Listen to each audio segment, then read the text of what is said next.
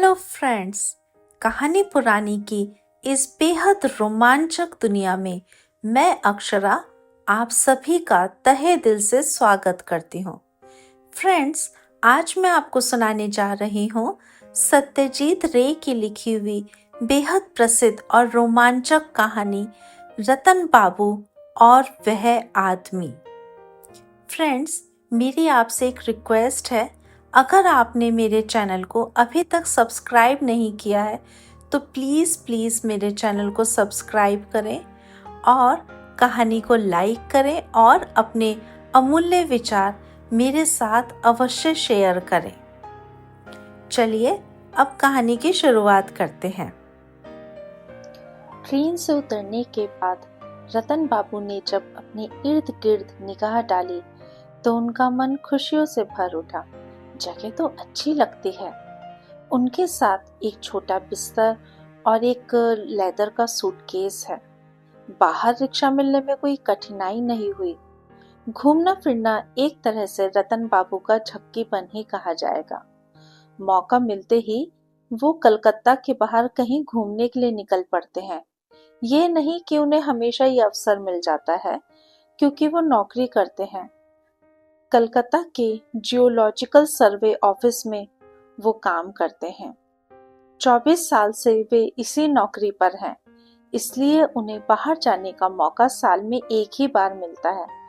पूजा की छुट्टी के साथ ही साल भर में मिलने वाली छुट्टी लेकर वे हर साल कहीं ना कहीं घूमने के लिए निकल जाते हैं। सैर सपाटे के मामले में वो किसी को अपने साथ नहीं लेते। लेने की इच्छा भी उनके मन में नहीं जगती है। ये नहीं कि शुरू में साथी का अभाव उन्हें अखरता नहीं था। एक बार बगल की मेज के केशव बाबू से उनके संबंध में बातचीत हुई थी। रतन बाबू तब कुल मिलाकर छुट्टी की योजना बना रहे थे। उन्होंने कहा था, आप भी तो साहब अकेले आदमी है ना, चलिए इस बार छुट्टी में कहीं घूम फिर आए।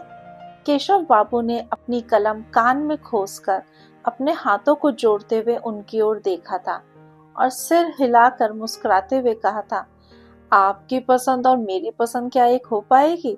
आप ऐसी ऐसी अजीब जगहों में जाइएगा जिनका हमें नाम भी मालूम नहीं। वहां ना तो कोई दर्शनीय स्थान होगा और न खाने पीने की कोई सुविधा। मुझे क्षमा करें। धीरे धीरे रतन बाबू की समझ में ये बात आ गई थी कि मन के लायक दोस्त मिलना मुश्किल है। उनकी पसंदगी नापसंदगी दूसरों की पसंदगी नापसंदगी से बिल्कुल नहीं मिलती है, इसलिए मित्र बनाने की उम्मीद छोड़ ही देनी चाहिए। रतन बाबू के स्वभाव और चरित्र में सचमुच ही एक नयापन था। उदाहरण के तौर पर लोग घूमने के लिए जहां जाना चाहते हैं, ऐसी जगहों पर रतन बाबू की नजर जाती ही नहीं है। वे कहते हैं कि अरे साहब, ये बात तो हर किसी को मालूम है कि पुरी के पास ही समुद्र है, जगन्नाथ जी का मंदिर है, हजारीबाग में पेड़ हैं, जंगल है, और लोगों के मुंह से एक ही चीज का बार बार वर्णन सुनने का मतलब हुआ उसे देख लिया। रतन बाबू को जिस जगह की तलाश रहती है वह है रेलवे स्टेशन का कोई एक छोटा सा शहर। बस इतना ही। हर साल छुट्टी के पहले टाइम टेबल खोलकर वे एक ऐसी जगह के नाम की तलाश करते हैं जो ज्यादा दूर ना हो, और फिर वे भगवान का नाम लेकर घर से निकल पड़ते हैं। कहाँ गए थे, क्या क्या देखा, यह सब उनसे कोई नहीं पूछता और वे भी किसी को नहीं बताते हैं। ऐसा बहुत बार हो चुका है कि वे ऐसी जगह पहुंच गए हैं जिसका नाम तक उन्होंने पहले नहीं सुना, और वे जहां भी गए हैं वहां उन्हें एक ऐसी चीज जरूर मिल गई है जिसके कारण उनका मन खुशियों से भर उठा। और लोगों की नजरों में ये सब चीजें हो सकता है बिल्कुल मामूली हो, जैसे एक बेर और नारियल के पेड़ों से लिपटा हुआ बूढ़ा पीपल, महेशगंज की नील कोठी का खंडर और मायना की एक मिठाई की दुकान की दाल की बर्फी। अब के रतन बाबू जहां आए हैं उस स्थान का नाम सिनी है। यह कस्बा टाटा नगर से 15 मील दूरी पर है। इतना जरूर है कि इस स्थान को उन्होंने टाइम टेबल से खोजकर नहीं निकाला है। ऑफिस के एक दोस्त ने उन्हें इस जगह का नाम बताया था और उसी दोस्त ने उन्हें न्यू महामाया होटल का नाम भी बताया था। रतन बाबू को होटल अच्छा ही लगा। कमरा छोटा है, मगर उससे क्या आता जाता है। पूरब और दक्षिण दोनों तरफ खिड़कियां हैं। उन खिड़कियों से बड़ा ही सुंदर दृश्य दिख पड़ता है। और एक नौकर है जिसका नाम है पंचा, वो भी सीधा साधा है। और रतन बाबू को अपनी जरूरत अनुसार यहाँ पर गर्म पानी भी मिल जाता है। और इसके सिवा उन्हें चिंता करने की कोई जरूरत नहीं है, क्योंकि वो सादा ही खाना खाते हैं। 4 बजे पंचा के द्वारा लाई गई चाय पीकर रतन बाबू घूमने फिरने निकल गए। कस्बे से बाहर निकलते ही खुला हुआ एक मैदान मिलता है। उसी के बीच से कुछ पगडंडियां निकलकर चली गई हैं। रतन बाबू एक पगडंडी पकड़कर जब 1-1.5 मील निकल आए तो उन्हें एक बहुत ही सुंदर तालाब दिखाई दिया, जिसमें कुछ कमल के फूल खिले थे और उसके चारों तरफ बेहिसाब पक्षियों का जमघट लगा हुआ था। बगुला, डाहुक, चाहा और कुछ पक्षियों को तो उन्होंने पहली बार ही देखा था। जब वो वहां से आगे बढ़े तो रास्ते में उन्हें बकरियों का एक झुंड मिला और उन्हें अपनी चहलकदमी कुछ देर के लिए रोकनी पड़ी। जब रास्ता खाली हो गया तो वे आगे बढ़े और 5-1 मिनटों के बाद उनकी निगाह एक लकड़ी के पुल पर गई और कुछ दूर जाने पर उन्हें पता चला कि वह एक ओवर ब्रिज है। उसके नीचे से रेल की लाइन चली गई है और थोड़े फासले पर ही स्टेशन भी दिखाई दे रहा है।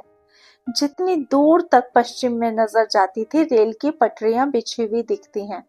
अचानक कभी कोई ट्रेन आकर पुल के नीचे से निकल जाए तो कितना अजीब सा लगेगा। यह सोचते ही रतन बाबू के रोंगटे खड़े हो गए। रतन बाबू क्योंकि एकटक रेलगाड़ी की पटरियों की ओर देख रहे थे, इसलिए कब एक दूसरा आदमी उनके बगल में आकर खड़ा हो गया, इसका उन्हें पता ही नहीं चला। जब उन्होंने बगल की ओर निगाह फेरी तो चौंक पड़े। वह आदमी धोती और कमीज पहने था। कंधे पर उसके लाल रंग की एक चादर थी, पांवों में कैनवास के जूते और आंखों पर बाईफोकल चश्मा। रतन बाबू के मन में एक खटका पैदा हुआ। इस आदमी को क्या वह इसके पहले भी देख चुके हैं? जाना पहचाना जैसा लगता है। छोटे कद का है, देह का रंग भी गोरे काले के बीच का है। आंखों में उदासी और भावुकता की छाया है। कितनी उम्र होगी? 50 से ज्यादा तो नहीं होगा। बाल भी कुछ कम ही सफेद हुए हैं। कम से कम शाम की रोशनी में तो ऐसा ही लगता है। अजनबी ने एक ठंडी हंसी हंसकर रतन बाबू को नमस्कार किया। रतन बाबू जब हाथ जोड़कर उसको नमस्कार करने लगे तो अचानक उनकी समझ में यह बात आ गई कि उनके मन में खटका क्यों पैदा हो रहा था। वह आदमी जो पहचाना पहचाना जैसा लगता है, इसका कोई दूसरा कारण नहीं है। इस ढांचे के चेहरे को रतन बाबू बहुत बार देख चुके हैं और देखा है तो आईने में ही। भले आदमी के चेहरे से उनका चेहरा हूबहू मिलता जुलता है। चेहरे का चकोर भाव, बालों की मांग, मूंछों की शक्ल, ठुड्डी के बीच का गड्ढा, कान के ऊपर का हिस्सा, ये सब लगभग एक ही जैसे हैं। हाँ, अजनबी के शरीर का रंग को ज्यादा कालापन लिए हुए हैं। भौहें ज्यादा घनी हैं और सिर के पिछले हिस्से के बाल कुछ अधिक लंबे हैं। इसके बाद अजनबी की आवाज सुनकर रतन बाबू और भी अधिक चौंक पड़े। एक बार मोहल्ले के सुशांत नामक एक लड़के ने उनके गले की आवाज टेप रिकॉर्डर में भरकर उन्हें सुनाई थी। उस आवाज और इस आदमी के गले की आवाज में कोई फर्क नहीं है। अजनबी ने कहा, मेरा नाम है मणिलाल मजूमदार। आप न्यू महामाया होटल में ठहरे हुए हैं ना? रतन लाल, मणिलाल, नाम भी मिलते जुलते हैं। रतन बाबू ने आश्चर्य के भाव को किसी तरह हटाकर अपना परिचय दिया। अजनबी ने कहा, शायद आप मुझे पहचान नहीं रहे हैं, मगर मैं इसके पहले भी आपको देख चुका हूँ। कहाँ? अरे, पिछली पूजा की छुट्टी में आप धुलियान नहीं गए थे? रतन बाबू ने हैरत में आकर कहा, क्या आप भी वहाँ गए थे? जी हाँ, मैं हर बार पूजा की छुट्टी में कहीं ना कहीं जाता हूँ। अकेला आदमी हूँ, दोस्त मित्र भी ज्यादा नहीं है। अकेले में नई नई जगहों को घूमना मुझे बहुत अच्छा लगता है। सिनी के बारे में मेरे ऑफिस के एक सहकर्मी ने मुझे बताया था। बहुत ही अच्छी जगह है। कहिए, ठीक कह रहा हूँ ना? रतन बाबू ने थूक निकलकर सिर हिलाते हुए हामी भरी। वो एक अजीब तरह का डर और अशांति सा महसूस करने लगे। उस तरफ का तालाब देखा है जिसके पास चिड़ियों का जमघट लगा रहता है? मणिलाल बाबू ने पूछा। रतन बाबू ने हामी भरी। लगा कुछ विदेशी पक्षी भी वहां जमा हो गए हैं। कुछ ऐसे पक्षी भी देखे जिन्हें बंगाल में नहीं देखा था। आपका क्या ख्याल है? इतनी देर के बाद रतन बाबू कुछ स्वाभाविक स्थिति में आए। बोले, यही ख्याल है। मैं भी बहुत से पक्षियों को पहचान नहीं सका था। दूर से धम-धम जैसी आवाज आ रही है। ट्रेन आ रही है। पूरब की तरफ देखने पर सर्चलाइट दिखाई पड़ी। रोशनी आहिस्ता आहिस्ता बड़ी शक्लें लेकर आगे बढ़ रही है। रतन बाबू और मणिलाल बाबू पुल की रेलिंग के किनारे जाकर खड़े हो गए। तेज आवाज करती, पुल को कंपाती ट्रेन दूसरी दिशा की ओर चली गई। दोनों आदमी पैदल चलकर पुल की दूसरी दिशा की ओर बढ़ गए और तब तक ट्रेन को देखते रहे तब तक कि वह आंखों से ओझल न हो गई। रतन बाबू के मन में बच्चों के जैसा रोमांच भाव जग गया है। मणिलाल बाबू ने कहा, आश्चर्य है, इतनी उम्र हो गई फिर भी रेलगाड़ी देखने का कौतूहल मन से दूर ही नहीं हुआ है। लौटने के वक्त रतन बाबू को पता चला कि मणि बाबू को सिनी आए 3 दिन हुए हैं और वे कालिका होटल में ठहरे हुए हैं।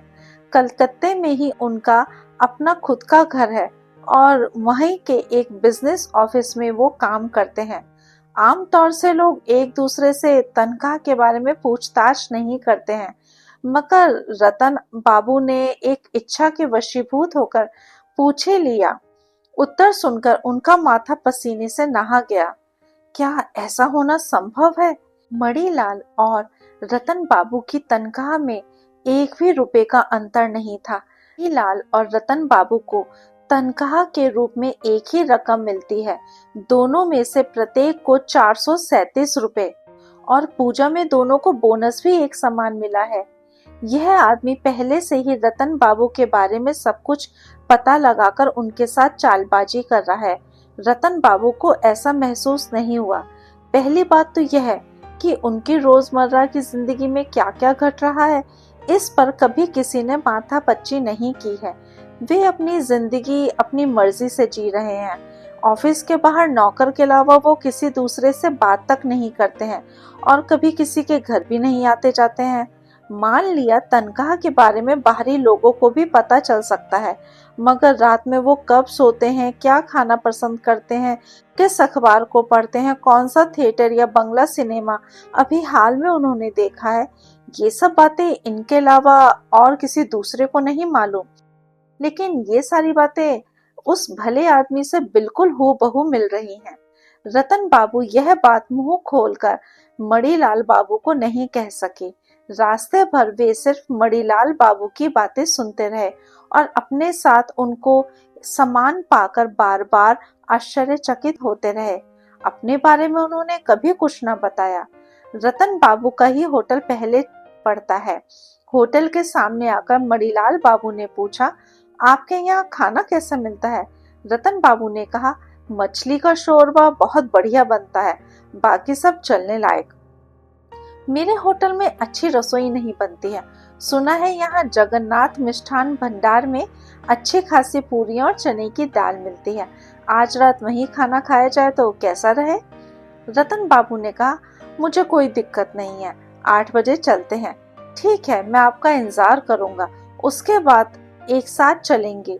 मणिलाल बाबू के चले जाने के बाद रतन बाबू होटल के अंदर जाने के बजाय कुछ देर तक रास्ते पर ही चहलकदमी करते रहे। शाम गहराने लगी है। आसमान साफ है, इतना साफ कि तारों के बीच से गुजरता हुआ छायापथ साफ साफ दिख रहा है। आश्चर्य है, इतने दिनों तक रतन बाबू को यही दुख था कि उन्हें ऐसा कोई मित्र ना मिला जिससे उनके मन और विचारों में समानता हो। लेकिन सिनी आने पर अचानक एक ऐसे आदमी से मुलाकात हो गई जिसे उनका ही डुप्लीकेट कहा जा सकता है। चेहरे में थोड़ी बहुत भिन्नता हो रहने पर भी स्वभाव और रुचि में ऐसी समानता है कि जुड़वा भाइयों में भी ऐसा मिलना मुश्किल है। इसका मतलब क्या यही है कि इतने दिनों के बाद दोस्त की कमी दूर हो गई? रतन बाबू को इस सवाल का जवाब तत्काल नहीं मिला। मणिलाल बाबू से थोड़ा और मिलने जुलने से हो सकता है यह बात उनकी समझ में आ जाए। एक चीज वह अच्छी तरह समझ गए थे और वह यह कि उनके अकेलेपन का जो अभाव था वो दूर हो गया है। इस दुनिया में उन्हीं के जैसा एक आदमी इतने दिनों से था और उससे उनकी अचानक भेंट भी हो गई है। जगन्नाथ मिष्ठान भंडार में टेबल पर आमने सामने बैठकर खाना खाते हुए रतन बाबू ने गौर किया कि मणि बाबू भी उन्हीं की तरह चाट पोंछ कर खाना पसंद करते हैं, उन्हीं की तरह खाना खाते खाते पानी पीते हैं, उन्हीं की तरह कागजी नींबू दाल में निचोड़ लेते हैं। सब कुछ खाने के बाद रतन बाबू दही खाते हैं। मणिलाल बाबू के साथ भी यही बात है। खाना खाने के समय रतन बाबू को इसलिए थोड़ा अजीब अनुभव हो रहा था क्योंकि दूसरी मेजों के आदमी उन दोनों की ओर मुड़ मुड़कर देख रहे थे। ये लोग क्या इन दोनों में जो समानता है उसे ध्यान से देख रहे हैं? क्या ये समानता इतनी स्पष्ट है कि लोगों का ध्यान उनकी ओर खिंच जाता है? खाना खाने के बाद रतन बाबू और मणिलाल बाबू चांदनी रात में कुछ देर तक चहलकदमी करते रहे। एक सवाल रतन बाबू के दिमाग में बहुत देर से चक्कर काट रहा था। बातचीत के सिलसिले में वह भी बाहर निकल आया। क्या आपकी उम्र 50 के ऊपर हो चुकी है? मणिलाल बाबू ने हंसकर कहा, जल्दी ही 50 की सीमा पार करने जा रहा हूँ। 11 जनवरी में 50 कंप्लीट हो जाएगा। रतन बाबू का दिमाग चकराने लगा। दोनों की जन्म तिथि भी एक ही है, 1916 का जनवरी 11। आधे घंटे तक चहलकदमी करने के बाद वहां से विदा होने के समय मणिलाल बाबू ने हंसकर कहा, आपसे मिलकर बहुत खुशी हुई। मैं किसी से घुलता मिलता नहीं हूँ, मगर आपके साथ कुछ और ही बात है। लगता है छुट्टी मजे में बीतेगी। और दिन रतन बाबू 10 बजे के पहले ही सो जाते हैं। अपने साथ 2-4 मासिक पत्रिकाएं लेकर लेटे लेटे जब कुछ देर तक उनके पन्नों को उलटते पलटते हैं तो नींद अपने आप आ जाती है। लेटे लेटे ही हाथ बढ़ाकर बिजली का स्विच दबाकर बत्ती बुझा देते हैं और कुछ ही मिनटों में उनको खर्राटे आने लगते हैं। मगर आज नींद उनकी आंखों में आने का नाम नहीं ले रही थी। पढ़ने की भी इच्छा ना हो रही थी। पत्रिका को हाथ में उठाकर फिर उसे बगल की मेज पर रख दिया। मणिलाल मजूमदार। रतन बाबू ने कहीं पढ़ा था कि दुनिया में करोड़ों आदमी हैं, फिर भी कहीं ऐसे 2 आदमी नहीं मिल सकते हैं जिनके चेहरे हूबहू एक जैसे हों। हालांकि सभी की आंख, कान, नाक, हाथ, पैर इत्यादि की संख्या बराबर ही होती है। चेहरे का एक जैसा होना हो सकता है असंभव हो, लेकिन 2 व्यक्तियों के मन का एक जैसा होना, क्या ये संभव है? मन ही नहीं, उम्र, पेशा, गले की आवाज, चलने और बैठने के तरीका, आंखों के चश्मे का पावर इत्यादि और भी बहुत सी चीजें बिल्कुल एक जैसी हैं। सोचने पर लगता है कि ऐसा होना मुमकिन नहीं है, परंतु संभव हो गया है और इसका सबूत पिछले 4 घंटों के दौरान रतन बाबू को कई बार मिल चुका है। रात 12 बजे रतन बाबू ने बिस्तर से उठकर जग से थोड़ा सा पानी लेकर उसे अपने सिर पर डाला। उनका सिर चकराने लगा है।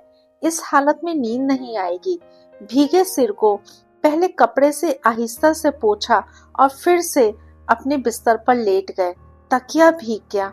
अच्छी ही बात है, तब तक तकिया नहीं सूख जाता, माथा ठंडा रहेगा।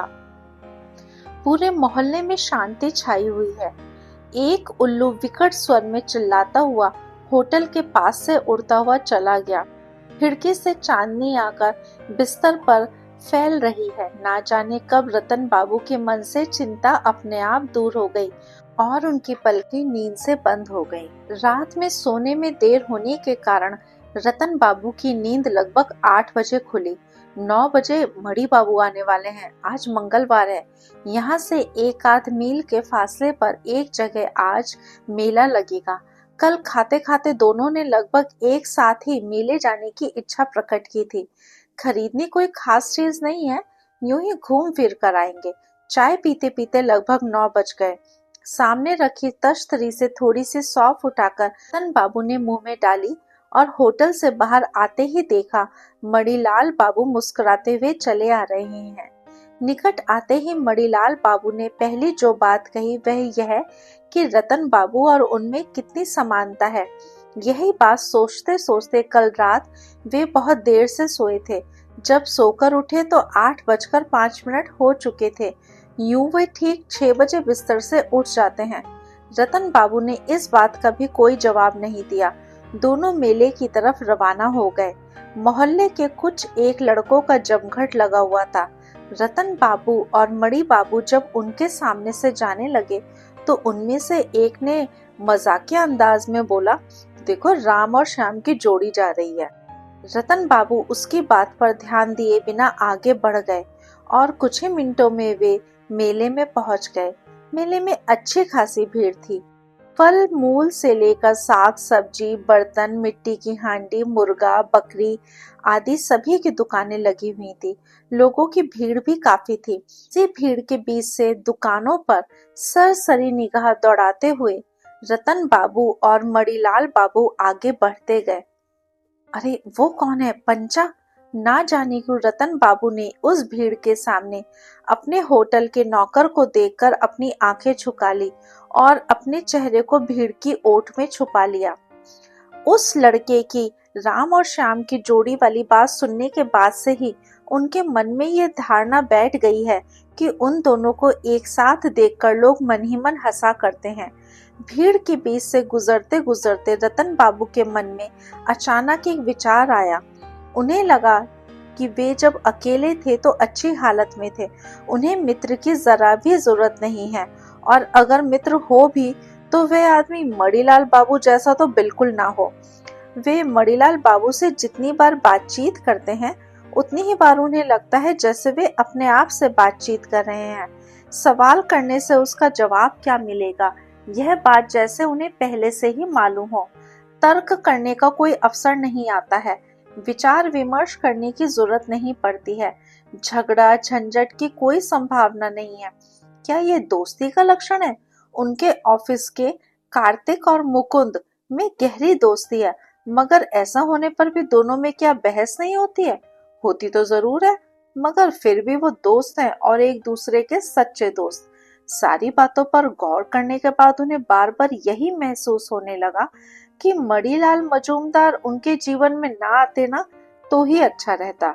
एक जैसे दो आदमी अगर इस दुनिया में हो तो उनका एक साथ आना कोई मायने नहीं रखता। सिनी से कलकत्ता लौट जाने के बाद भी मणिलाल बाबू से मुलाकात हो सकती है। यह बात सोचते ही रतन बाबू सिहर उठे। एक दुकान में बांस की लाठियां बिक रही थीं। रतन बाबू की बहुत दिनों से लाठी खरीदने की इच्छा थी, मगर मणिलाल बाबू को दाम लगाते देखकर जोर जबरन अपनी इच्छा को उन्होंने मन ही में दबा लिया। अंत में देखने में यह आया कि मणि बाबू ने एक के बदले 2 लाठियां खरीदी और उनमें से एक रतन बाबू को उपहार के तौर पर दे दी। देने के समय उन्होंने कहा, ये मामूली सी लाठी हमारी दोस्ती के चिन्ह के रूप में है, आप प्लीज लेने के लिए मना ना करें।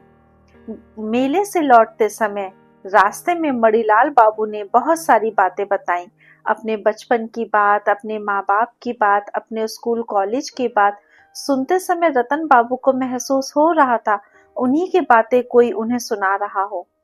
शाम के समय चाय पीकर जब वे दोनों मैदान के बीच की पगडंडी से होकर पुल की ओर जा रहे थे तो रतन बाबू के दिमाग में एक विचार आया।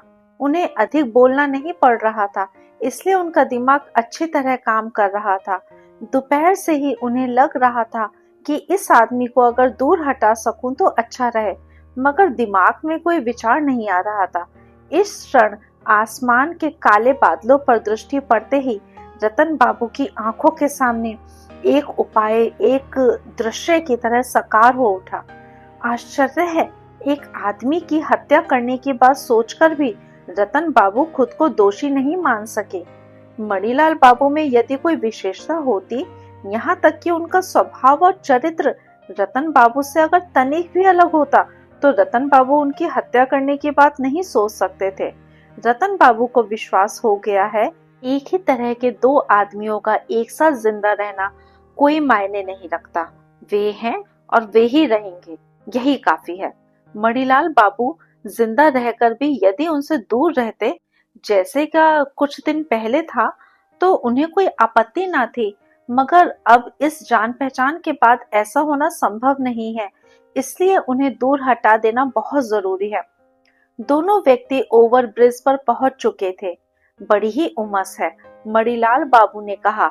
लगता है रात में बारिश होगी और इसका मतलब ये है कि कल से कड़ाके की सर्दी पड़ेगी। इस बीच रतन बाबू ने अपनी घड़ी की ओर एक बार निगाह डाली। 6 बजने में 12 मिनट बाकी हैं। ट्रेन ठीक वक्त पर आती जाती है, अब देर नहीं है। रतन बाबू ने अपनी योजना को ढकने के ख्याल से उबासी ली और कहा, अभी 4-5 घंटे तक बारिश होने की कोई संभावना नहीं है। सुपारी खाइएगा? मणिलाल बाबू ने जेब से टीन का एक गोल डिब्बा निकाला और उसके ढक्कन को खोलकर रतन बाबू की तरफ बढ़ाया। रतन बाबू की जेब में भी एक डिब्बे में सुपारी थी। उस डिब्बे को जेब से बिना निकाले और उसकी चर्चा बगैर किए उन्होंने मणिलाल बाबू के डिब्बे से सुपारी का एक टुकड़ा निकालकर मुंह में डाल लिया और ठीक उसी समय ट्रेन की आवाज सुनाई दी। मणिलाल बाबू ने रेलिंग के पास जाकर घड़ी की ओर देखा और कहा, 7 मिनट बिफोर टाइम। पश्चिम की ओर घटा छाए रहने के कारण आज और दिनों के बनिस्बत ज्यादा अंधेरा है, इसलिए हेडलाइट की रोशनी ज्यादा उजली लग रही है। ट्रेन अब भी काफी दूर है। एक आदमी साइकिल पर सवार होकर सड़क से पुल की तरफ आ रहा है। अरे भैया, भारी मुसीबत है। यह आदमी क्या यहाँ रुकने वाला है? रतन बाबू ने सोचा, पर रतन बाबू की यह आशंका गलत साबित हुई। वह उन लोगों की बगल से होता हुआ आंधी की तरह साइकिल चलाता हुआ विपरीत दिशा के रास्ते में शाम के अंधेरे में खो गया। ट्रेन तेज रफ्तार से चली आ रही है।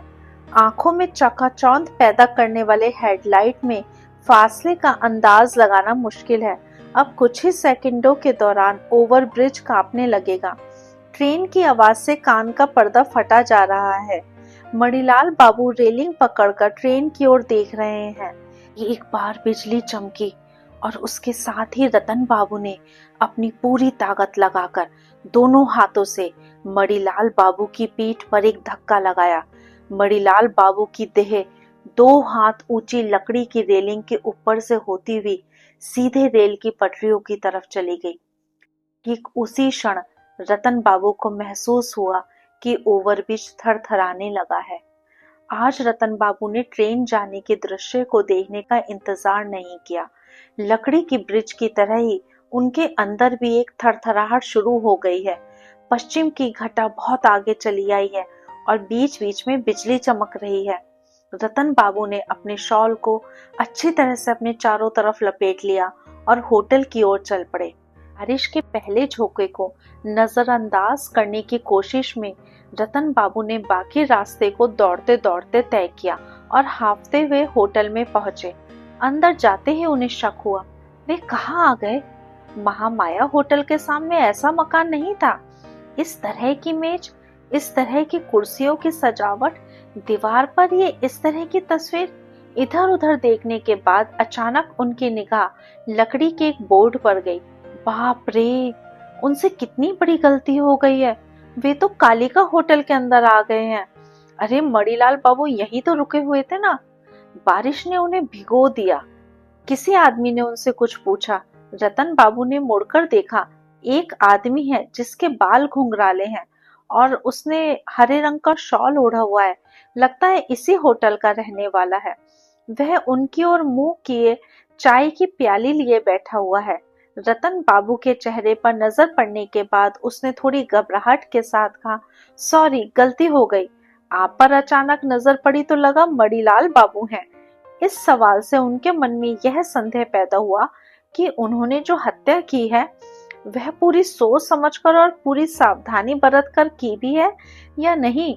वे दोनों एक साथ निकले थे। बहुतों ने हो सकता हो देखा हो, मगर देखना ही क्या, ध्यान से देखना है। जिन्होंने देखा होगा उन्हें क्या यह बात याद होगी? और अगर याद भी हो तो क्या उन पर वो शक करेंगे? बाजार से निकलने के बाद जब वे खुले रास्ते पर आए थे तो उन्हें किसी ने नहीं देखा था। यह बात रतन बाबू अच्छी तरह जानते हैं और उस ओवरब्रिज पर पहुंचने के बाद अरे, उस साइकिल वाले ने उन्हें अवश्य ही देख लिया होगा। मगर तब गहरा अंधेरा उतर आया था। उस तरह तेजी से साइकिल चलाते हुए उस आदमी ने उनका चेहरा क्या पहचान लिया होगा और पहचान करके याद रखा होगा क्या? ये तो बड़ी असंभव सी बात है। रतन बाबू ने इस पर जितना सोचा विचारा वे उतनी ही निश्चिंतता का बोध करने लगे। मणिलाल बाबू की लाश अवश्य ही बरामद होगी, परंतु उसके फलस्वरूप रतन बाबू पर संदेह होगा। ऐसी बातों पर रतन बाबू को कतई विश्वास नहीं हुआ। बाहर बारिश होती देखकर रतन बाबू ने कालिका होटल में बैठकर एक प्याली चाय पी। 7:30 बजे बारिश ने रुकने का नाम लिया। रतन बाबू सीधे महामाया होटल चले आए। किस तरह गलती से वे दूसरे होटल में चले गए थे, इस पर सोचते ही उन्हें हंसी आने लगी। रात में पेट भर खाना खाकर रतन बाबू बिस्तर पर लेट गए और अब पत्रिका खोलकर ऑस्ट्रेलिया की जंगली जाति के बारे में एक आर्टिकल पढ़ा। उसके बाद बत्ती बुझाकर इत्मीनान के साथ आंखें बंद कर ली। अब फिर वे अकेले हैं और उनका कोई साथी नहीं है और उन्हें इस चीज की कोई जरूरत भी नहीं है। वे इतने दिनों से जिस तरह जीवन जी रहे थे उसी तरह जीवन जिएंगे। इससे बढ़कर आराम और क्या हो सकता है? बाहर फिर से पानी बरसने लगा है। उसके साथ बिजली की चमक और बादलों की गड़गड़ाहट शुरू हो गई है, मगर इससे कुछ आता जाता नहीं क्योंकि रतन बाबू को खर्राटे आने लगी हैं। दूसरे दिन जब वे चाय पी रहे थे तो पंचा ने पूछा, ये लाठी कल बाजार में खरीदी है क्या बाबू? रतन बाबू ने कहा, हाँ। कीमत कितनी है? रतन बाबू ने उसका दाम बताया। उसके बाद अपनी आवाज को यथासंभव स्वाभाविक बनाकर पूछा, क्या तुम कल मेला गए थे? पंचा ने हंसते हुए कहा, हाँ बाबू, आपको भी देखा था, पर आपकी नजर मुझ पर नहीं पड़ी। नहीं? इसके बाद पंचा से उनकी कोई और बातचीत नहीं हुई। चाय पीकर वे होटल से बाहर निकले और पैदल चलते हुए कालिका होटल के पास आए। कल का वही घुंघराले बालों वाला आदमी कुछ बंगालियों के साथ दरवाजे की चौखट पर खड़ा होकर बातचीत कर रहा था। मणिलाल बाबू का नाम और सुसाइड शब्द रतन बाबू को सुनाई पड़ा। अच्छी तरह सुनने के लिए वे थोड़ा और आगे बढ़ गए। इतना ही नहीं, एक सवाल भी किया, किसने आत्महत्या कर ली साहब? कल के भले आदमी ने कहा, कल आपको देखकर जिस आदमी का मैंने अनुमान लगाया था ना, उन्होंने। सुसाइड? लगता तो यही है। रेलगाड़ी की पटरी के पास लाश मिली है। एक ओवरब्रिज है ठीक उसी के नीचे। लगता है ऊपर से छलांग मारकर कूद पड़े हैं। वे यूं भी अजीब किस्म के इंसान थे, किसी से ज्यादा बातचीत नहीं करते थे। डेड बॉडी कहाँ है? पुलिस के जिम में। हवा पानी बदलने के ख्याल से आए थे। यहाँ उनका कोई परिचित नहीं था, कलकत्ते से आए थे और इससे ज्यादा उनके बारे में कुछ मालूम नहीं है। रतन बाबू ने सहानुभूति की मुद्रा में सिर हिलाया और उसके बाद वहां से आगे बढ़ गए। सुसाइड? फिर हत्या की बात किसी के दिमाग में नहीं आई है? उनकी तकदीर कितनी अच्छी है। फिर हत्या करना भी तो बड़ा ही आसान काम है। फालतू में लोग इतना डरते हैं। रतन बाबू बहुत हल्कापन महसूस करने लगे। 2 दिनों के बाद वो आज फिर अकेले घूमने के लिए बाहर जा सकेंगे। यह बात सोचकर उन्हें बहुत खुशी हुई। कल मणिलाल बाबू को धक्का देने के वक्त शायद रतन बाबू का एक बटन टूटकर वहां गिर गया था। दर्जी की दुकान पर जाकर उन्होंने उसे लगवा लिया। के बाद दुकान पर जाकर नीम का टूथपेस्ट खरीदा। नहीं खरीदते तो कल सुबह दांत साफ नहीं कर पाते। अभी जो टूथपेस्ट उनके पास है, दबते दबते वह चपटा होकर आखिरी हालत में पहुंच चुका है। दुकान से निकलकर कुछ दूर जाते ही उन्हें एक मकान में कीर्तन की आवाज सुनाई पड़ी। रतन बाबू थोड़ी देर रुककर कीर्तन सुनते रहे। उसके बाद शहर के बाहर की तरफ एक नई सड़क को पकड़कर थोड़ी दूर चक्कर काटते रहे। उसके बाद 11 बजे होटल लौटकर नहाया धोया और खाना खाया। खाना खाने के बाद वो थोड़ा आराम करने की कोशिश करने लगे और दिनों की तरह ही 3 बजे उनकी आंख खुली और खुलते ही रतन बाबू को लगा उनका मन चाह रहा है कि आज शाम एक बार फिर ओवरब्रिज की ओर घूमने जाएं। कल स्वाभाविक कारणवश ही वे ट्रेन के दृश्य को नहीं देख पाए थे। आकाश के बादल अभी छटे नहीं थे, मगर उससे क्या फर्क पड़ता है, आज बारिश की कोई संभावना नहीं है। आज वे ट्रेन को आने से जाने के क्षण तक आराम से देखते रहेंगे। 5 बजे चाय पीकर रतन बाबू नीचे आए। सामने ही मैनेजर शंभू बाबू बैठे हुए मिले। रतन बाबू पर नजर पड़ते ही बोले, कल जिस आदमी की मृत्यु हुई है उससे आप परिचित थे? शुरू में बिना कुछ बोले रतन बाबू ने आश्चर्यचकित होने का अभिनय कर शंभू बाबू की ओर देखा। क्यों, क्या बात है? नहीं, वो कल पंचा ने बताया कि मेले में उसने आप दोनों को एक साथ देखा था। रतन बाबू ने थोड़ा मुस्कुराकर शांति पूर्वक कहा, यहाँ मुझे किसी से जान पहचान नहीं हुई है। मेले में 2-4 लोगों से बातचीत हुई थी, पर किस आदमी की मृत्यु हुई है यह बात मुझे मालूम नहीं है। ओहो, शंभू बाबू हंस पड़े। बड़ा ही दिलचस्प आदमी था, आपकी ही तरह हवा पानी बदलने के ख्याल से यहाँ आया था। कालिका होटल में ठहरा हुआ था। ओह, ये बात है। इसके बाद बिना कुछ बोले रतन बाबू बाहर निकल आए। लगभग 2 मील का रास्ता तय करना है और अगर अब उन्होंने देर करी तो ट्रेन को नहीं देख पाएंगे। रास्ते में किसी ने उन्हें शक की दृष्टि से नहीं देखा। कल जिन लड़कों का जमघट लगा था, आज उनमें से कोई वहां नहीं था। वे लड़के कहाँ चले गए जिन्होंने उन्हें राम और श्याम की जोड़ी बोला था? रतन बाबू को ढोल की आवाज सुनाई पड़ रही है। मोहल्ले में पूजा हो रही है। लड़के अवश्य ही वहीं गए होंगे। रतन बाबू आराम से आगे बढ़ते गए। खुले मैदान के बीच से आज रास्ते पर वे अकेले ही हैं। मणिलाल बाबू से जान पहचान होने के पहले भी वो बहुत इत्मीनान से रहते थे, लेकिन आज वे जितना हल्कापन महसूस कर रहे हैं, इससे पहले इतना हल्कापन उन्होंने कभी महसूस नहीं किया था। ये तो वही बबूल का पेड़ दिख रहा है जिसको पार करने के बाद कुछ चहलकदमी करनी पड़ेगी और तब ओवरब्रिज मिलेगा। आसमान में चारों तरफ घटा छाई हुई है। हाँ, घटा का रंग काला नहीं सिलेटी है। हवा नहीं है, इसलिए तमाम बादल एक ही जगह इकट्ठे हो रखे हैं। ओवरब्रिज पर नजर पड़ते ही रतन बाबू का मन आनंद से नाच उठा। वे लंबे डग भरने लगे। कहा नहीं जा सकता, ट्रेन कहीं कल से पहले ना आ जाए। सिर के ऊपर से बगुलों का एक झुंड उड़कर चला गया। पता नहीं विदेशी बगुले हैं या इसी देश के। पुल पर खड़े होने के बाद रतन बाबू को शाम की निस्तब्धता का भरपूर एहसास हुआ।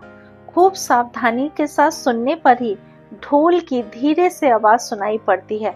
इसके अलावा यहाँ कोई दूसरी आवाज नहीं आ रही है। रतन बाबू रेलिंग के पास जाकर खड़े हो गए। दूर सिग्नल दिखाई पड़ रहा है और उससे भी दूर स्टेशन। रेलिंग के निचले हिस्से में लकड़ी की दरार में कोई चीज चमक रही है। रतन बाबू ने झुककर उस चीज को उठाया। यह एक गोल टीन का डिब्बा है और उसके अंदर इलायची और सुपारी है। रतन बाबू ने तनिक मुस्कुराकर उसे पुल के नीचे रेलवे लाइन पर फेंक दिया। ठन से आवाज हुई, पता नहीं सुपारी का ये डिब्बा वहां कितने दिनों तक पड़ा रहेगा। यह किस चीज की रोशनी है? ट्रेन आ रही है। अभी आवाज नहीं सुनाई पड़ रही है, मगर रोशनी आगे बढ़ती हुई आ रही है। रतन बाबू अवाक होकर रोशनी देखने लगे। अचानक हवा का एक तेज झोंका आता है और उनके कंधे से शॉल नीचे गिर जाती है। रतन बाबू उसे फिर से उठाकर अपने पर लपेट लेते हैं। अब आवाज सुनाई पड़ रही है और उसके साथ साथ बादलों की गड़गड़ाहट। अचानक रतन बाबू को लगता है कोई उनके पीछे आकर खड़ा हो गया है। अभी ट्रेन की ओर से आंखें हटाना मुश्किल है, फिर भी उन्होंने एक बार अपने आसपास निगाह डाली। कहीं कोई नहीं है। कल की तुलना में आज अंधेरा कम है, इसलिए देखने में कोई दिक्कत नहीं हो रही है। तेज रफ्तार में आती हुई उस विशाल ट्रेन और रतन बाबू के अलावा एक आध मील के दायरे में संभवतः और कोई नहीं है। अभी ट्रेन 100 गज के बीच होगी। रतन बाबू रेलिंग की तरफ थोड़ा और बढ़ गए। पहले के जमाने की स्टीम इंजन होती तो इतना आगे बढ़ना संभव नहीं था। आंख मुंह में कोयले का धुआं भर जाने की संभावना थी। ये डीजल ट्रेन है, इसलिए इससे धुआं नहीं निकलता। बस छाती को कंपाने वाली तेज आवाज है और आंखों में चकाचौंध पैदा करने वाला हेडलाइट। अब ट्रेन ब्रिज के नीचे आ चुकी है। रतन बाबू कोहनियों के बल सामने की तरफ झुक गए और ठीक उस क्षण पीछे से दो हाथों ने उनकी पीठ को जोरों से धकेल दिया। रतन बाबू उस धक्के को संभाल नहीं सके क्योंकि रेलिंग सिर्फ 2 हाथ ऊंची थी। ट्रेन आवाज करती ब्रिज को कंपाती पश्चिम की तरफ चली गई। रतन बाबू अब ब्रिज पर नहीं है। तब हाँ, उनकी निशानी के तौर पर एक चीज अब भी रेलिंग की लकड़ी की एक दरार में अटकी हुई है और वह है सुपारी और इलायची से भरा हुआ एल्यूमिनियम का एक डिब्बा। धन्यवाद। अगर आपको मेरी ये कहानी पसंद आई हो तो प्लीज मेरे चैनल को सब्सक्राइब करें और कहानी को लाइक करें।